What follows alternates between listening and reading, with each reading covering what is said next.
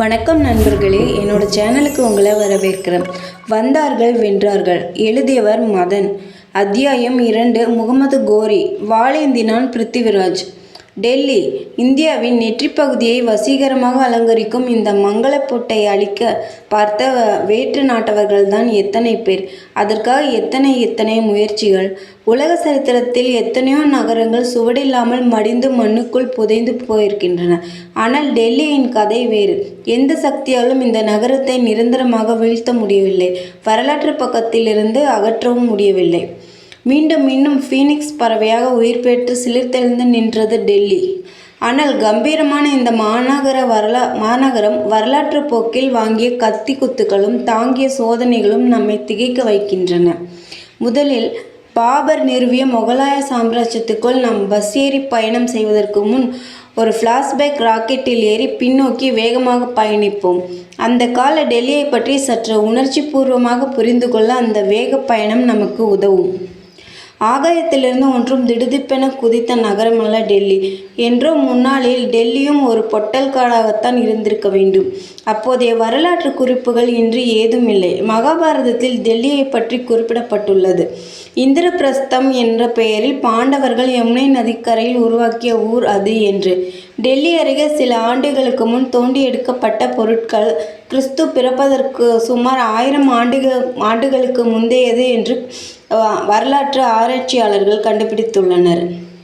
பாண்டவர்கள் ஆட்சிக்கு பிறகு டெல்லியில் என்ன நடந்தது என்று தெரியவில்லை. கிமுவில் வந்த மெகஸ்தனிஸ், யுவான் சுவாங் போன்ற புகழ்பெற்ற வேற்று நாட்டு பயணிகள் கூட டெல்லியை பற்றி எதுவும் தங்கள் விவரங்களில் குறிப்பிடவில்லை.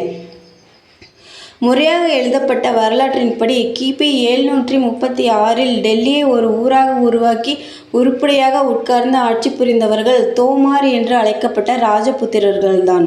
இப்போது அந்த ஊருக்கு வைக்கப்பட்ட பெயர் தில்லிகா.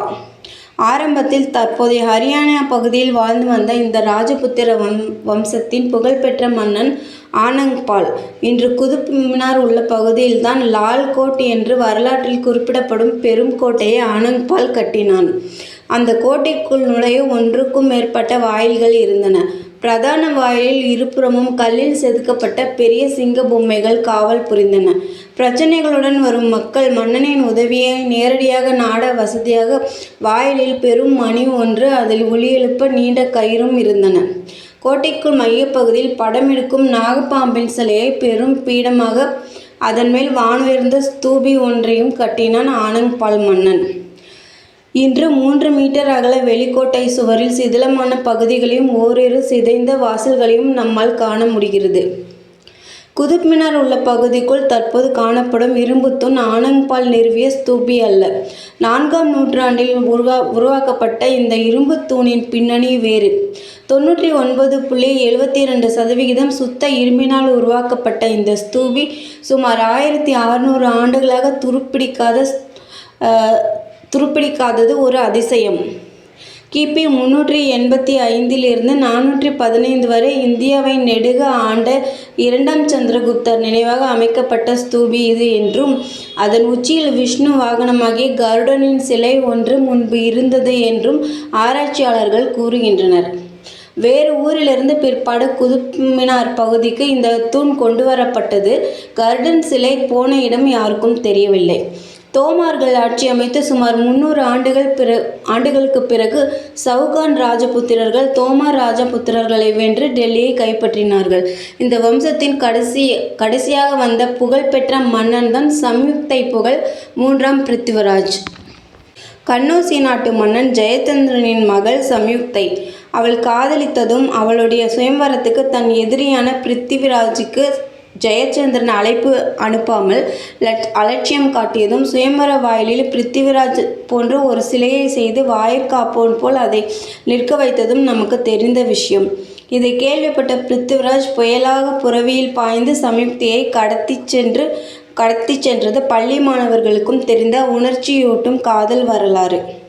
சுமார் கிபி 1000 மங்கோலியர்களும் துருக்கியர்களும் ஈரானியர்களும் ஆப்கானியர்களும் இந்திய எல்லையில் தொல்லை கொடுக்க ஆரம்பித்து விட்டதால் மன்னன் பிருத்திவிராஜ் தன் கோட்டையை ஏற்கனவே மேலும் பலப்படுத்தியிருந்தான். கோட்டையில் சில புதிதாக தற்காப்பு சுவர்கள் எழுப்பினான். இருப்பினும் பிருத்திவிராஜ் மன்னனின் ஆட்சியும் காதல் வாழ்க்கையும் நெடுநாள் நிலைக்கவில்லை.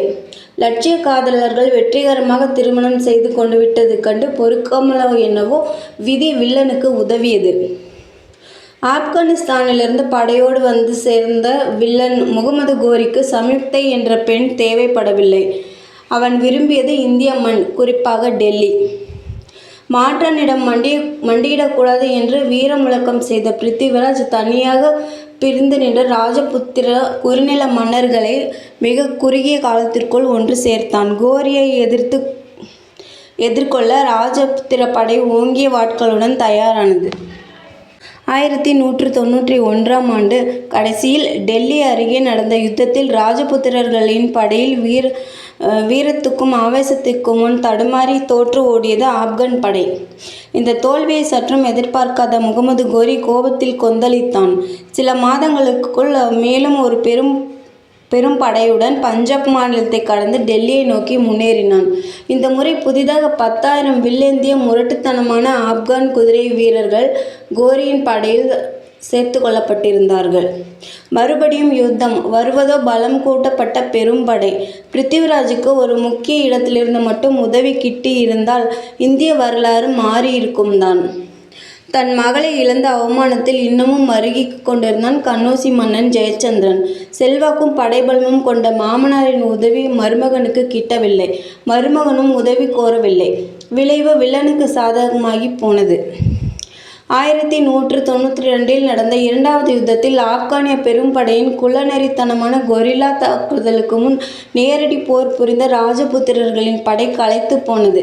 கடைசி வரை வாளை சுழற்றி எதிரிகளை வீழ்த்திய பிருத்திவிராஜை ஏராளமான எதிரிகள் சூழ்ந்து கொண்டு சிறைப்படுத்தினார்கள். விலங்கிட்டு ஆப்கான் சுல்தானின் முன் நிறுத்தினார்கள். முதல் யுத்தத்தில் நம்மை மண்ணை கவ்வ வைத்த அந்த ஆபத்தான வீரன் இவன்தானா என்ற நினைப்பு பகீரென மனதில் ஊடுருவியதோ என்னவோ. முகமது கோரி ஆணையிட கம்பீரமாய் நின்ற அந்த நிராயுதபாணியான ராஜபுத்திர வீரனின் தலை இரக்கமே இல்லாமல் உடனடியாக வெட்டி வீழ்த்தப்பட்டது. ஆம், இரத்த சேற்றில் கிடந்த ஆயிரக்கணக்கான ராஜபுத்திர வீரர்களின் உயிரற்ற உடல்களை தாண்டித்தான் முகமது கோரியின் படை டெல்லிக்குள் வெற்றிகரமாக பிரவேசிக்க முடிந்தது. அரண்மனைக்குள் பிரவேசித்த அந்த அந்நிய நாட்டு மன்னன் திகைத்து போனான். அங்கே ராணி சம்யுக்தையும் நூற்றுக்கணக்கான ராஜபுத்திர பெண்களும் தீக்குளித்து தங்கள் மறைந்த கணவர்களுடன் ஏற்கனவே வீர சுருக்கம் புகுந்திருந்தார்கள். கன்னௌசி மன்னன் ஜெயச்சந்திரனையும் முகமது கோரி விட்டு வைக்கவில்லை. கன்னௌசி தரைமட்டமாக்கப்பட்டது. ஜெயச்சந்திரனுக்கும் கொல்லப்பட்டான்.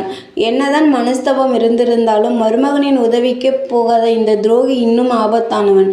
தீர்த்து கட்டுங்கள் இவனை என்று ஆப்கான் மன்னன் குற்றம் சாட்டி விட்டு கொன்றானோ என்னவோ தெரியவில்லை. சில நிமிடங்கள் நாம் சிந்திக்க வேண்டியிருக்கிறது. இந்திய வீரர்களுக்கு என்ன குறைச்சல்? முன்னேறிய நாகரிகம், மதுநுட்பம் வாய்ந்த அமைச்சர்கள், படை பலமும் முறையான போர் திட்டம் எல்லாம் இருந்தும் ஏன் அந்நிய படையெடுப்பின் போதெல்லாம் வெற்றிகளை விட தோல்விகளை இந்தியர்கள் தழுவ நேர்கிறது? சரித்திர ஆராய்ச்சியாளர்கள் இதற்கு சுவையான பரிதாபமான பல காரணங்களை கூறுகிறார்கள். நன்றி. அடுத்த காணொளியில் சந்திப்போம்.